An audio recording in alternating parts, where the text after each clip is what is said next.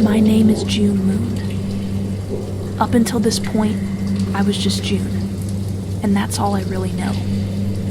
How this all happened was just my fate. Wrong place, wrong time. My intentions were good, and through curiosity and the unlikely event of discovering something completely inhuman, I became no longer a whole, but half, a vessel. Somehow when I left the cave, I didn't leave alone. I spoke the words that would change my destiny and alter the future of the Suicide Squad, and everyone after.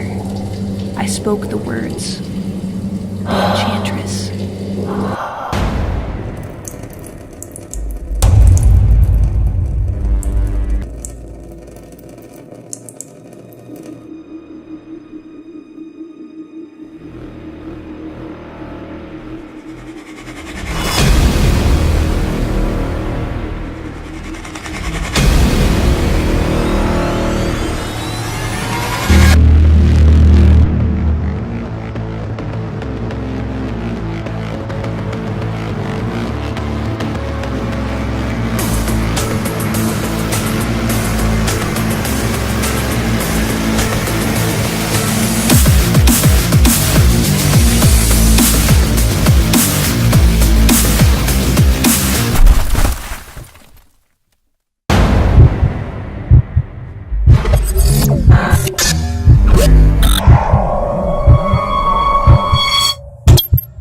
Let's do something fun.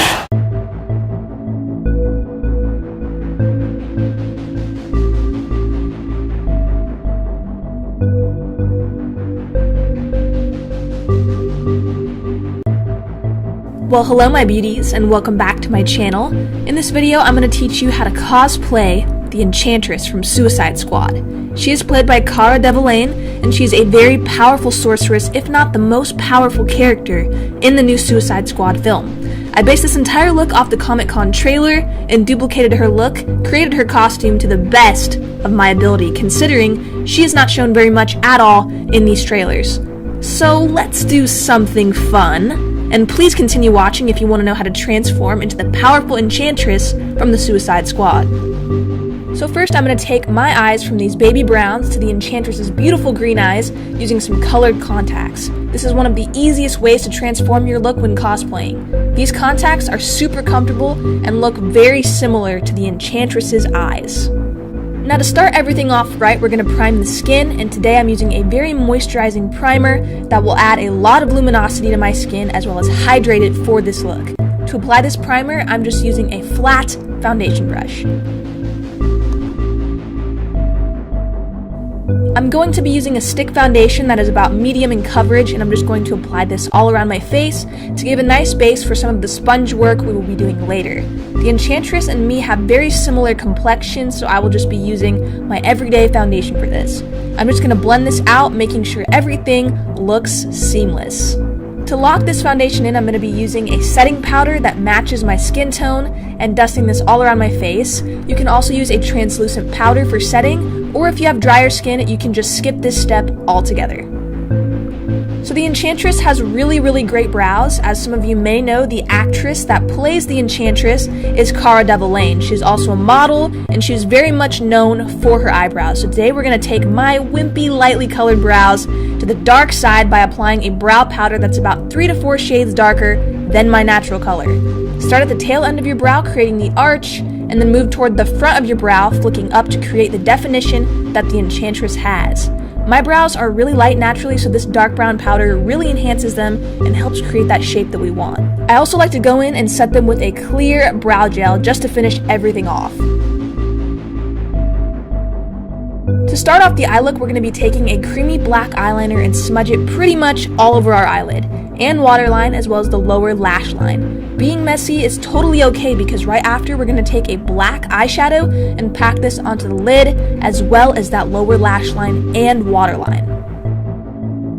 Right after that, go in with the gray eyeshadow and a fluffy brush and start buffing the gray into the black and move upwards towards the brow bone. This smoky eye is nowhere near being perfect, neat, or conventional by any means. This is cosplay makeup, so don't be afraid to take it to the next level. keep on buffing until this looks super smoky.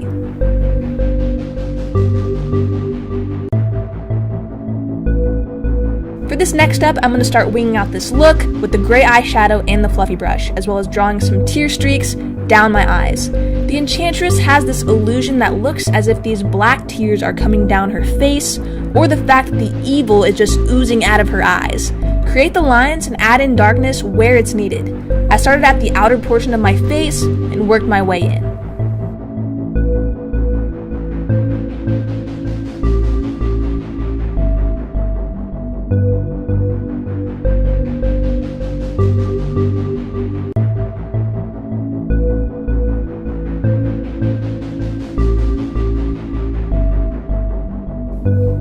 To get the decaying, muddy look the Enchantress has, I took a sponge and dabbed into some green, black, and brown paint for an earthy tone. Then just dabbing this into my lower jaw area and working up around my face. Go lightly with this and then add in more for definition where it's needed. Her pattern for the mud is around her mouth area and also her cheeks, almost like a mud contour.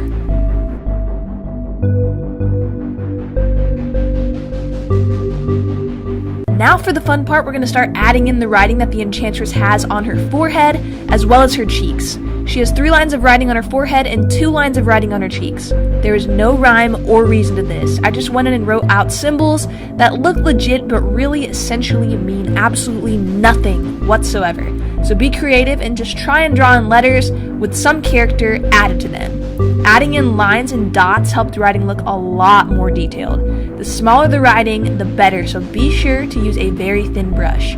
I'm using body paint to draw this in, but a liquid eyeliner or pencil will work just the same.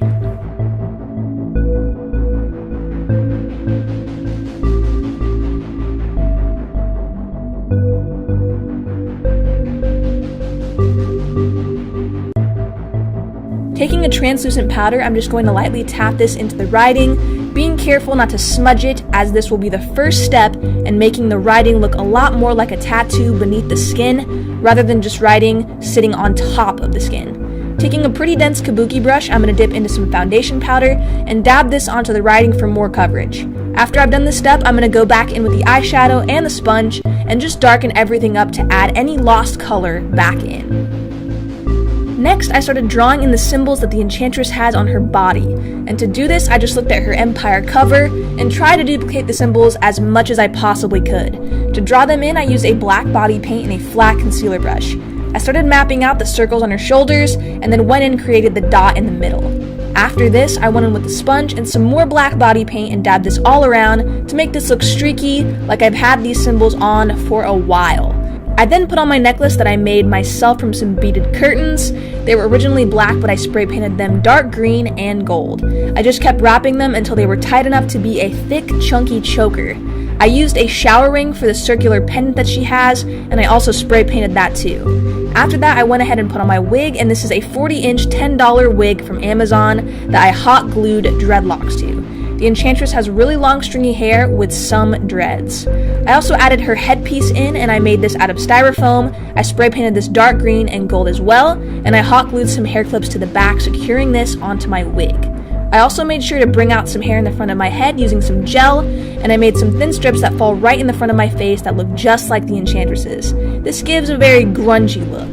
Don't forget to go back in with the black body paint and black out your hands or any areas that look like they may need some more touching up or darkness.